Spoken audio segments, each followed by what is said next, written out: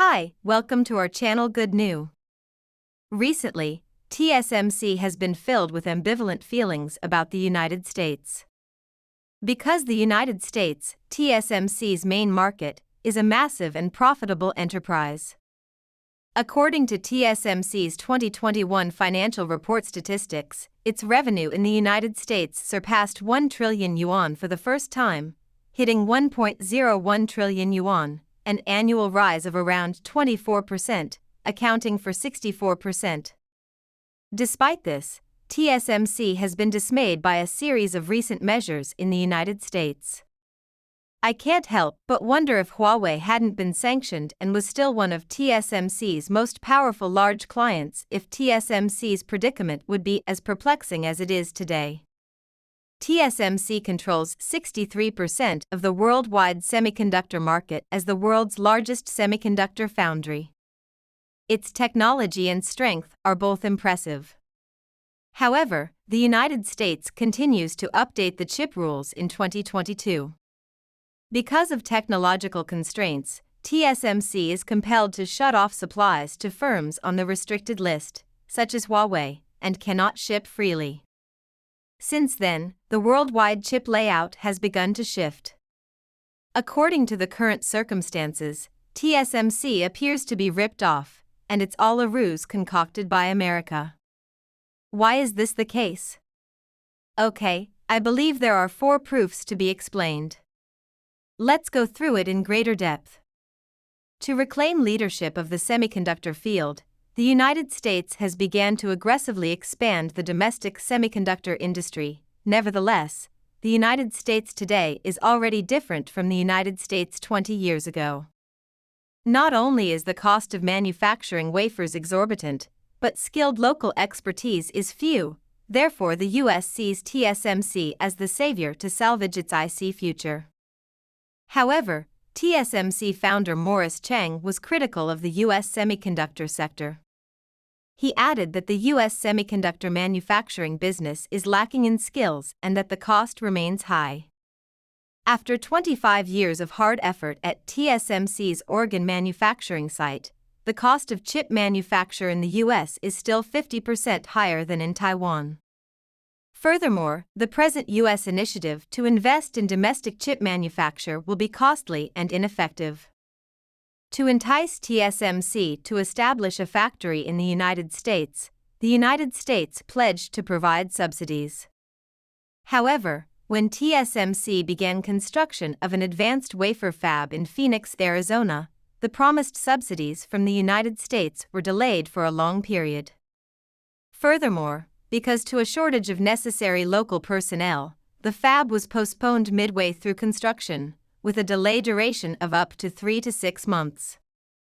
The home climate that is not suitable to the growth of the semiconductor sector, as well as the frequently delayed subsidies, have both contributed to TSMC's growing dissatisfaction with the U.S. Furthermore, the next sequence of operations in the United States disappointed TSMC even more. What action did the United States take? Please continue to watch.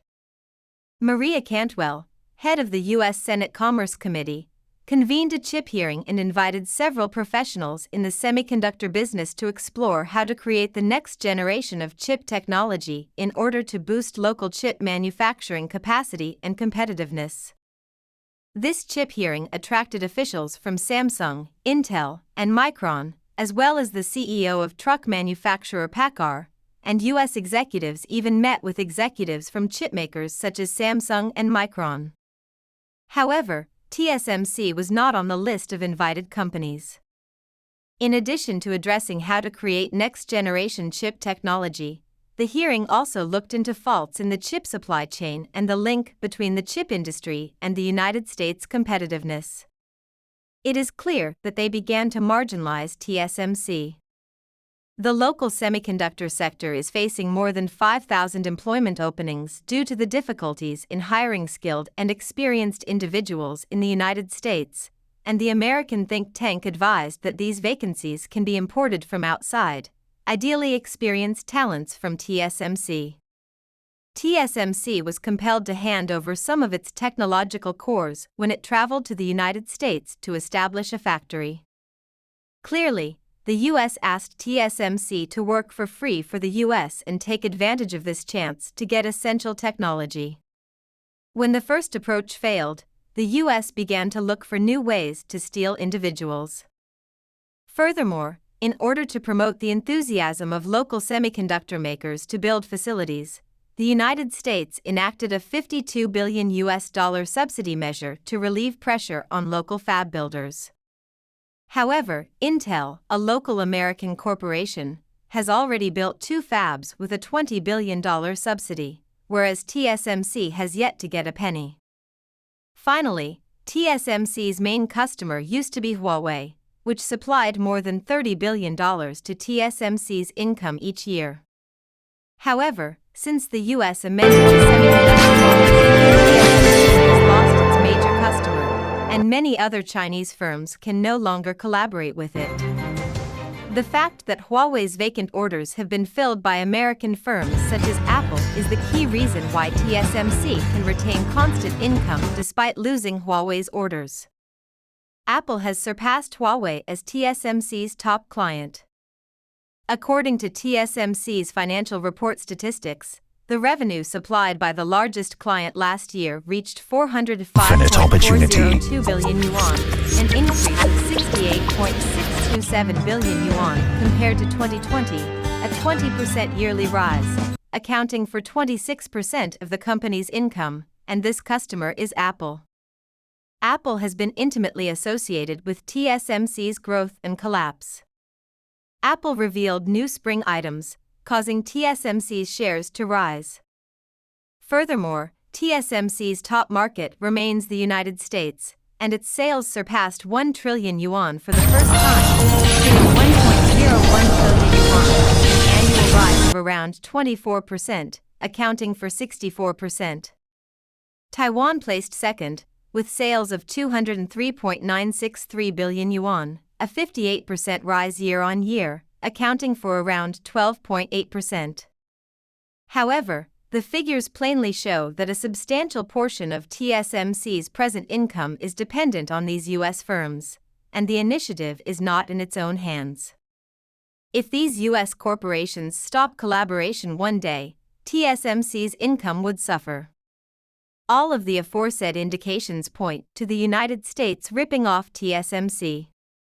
This is why Morris Chang, the founder of TSMC, was fiercely criticized in a lecture at the Brookings Institution, saying, "Increasing domestic chip manufacture in the United States is a wasteful and pointless effort."